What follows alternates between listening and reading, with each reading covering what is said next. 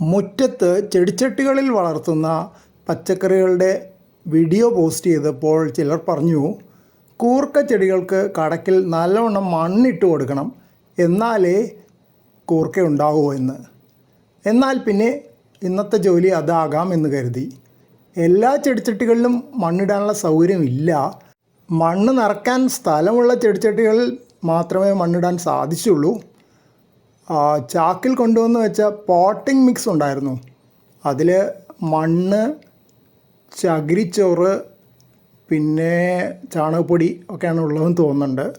വളമായിട്ടും ഉപയോഗമുണ്ട്. സാധാരണ ഞാൻ ചെടിച്ചട്ടി നിറയ്ക്കാൻ പുതിയ ചെടിച്ചട്ടി വാങ്ങിച്ചാൽ ഈ പോട്ടിംഗ് മിക്സാണ് ഉപയോഗിക്കുന്നത്. അപ്പോൾ അതൊരു ചെറിയ മൺകോരി കൊണ്ട് കുറേശ്ശെ എടുത്ത് സ്ഥലമുള്ള ചെടിച്ചട്ടികളിൽ ഇട്ട് കൊടുത്തു. ഞാൻ വായിച്ചിരിക്കുന്നത് ശരിക്ക് കൂർക്കയ്ക്ക് പൂഴി കലർന്ന മണ്ണാണെന്ന്.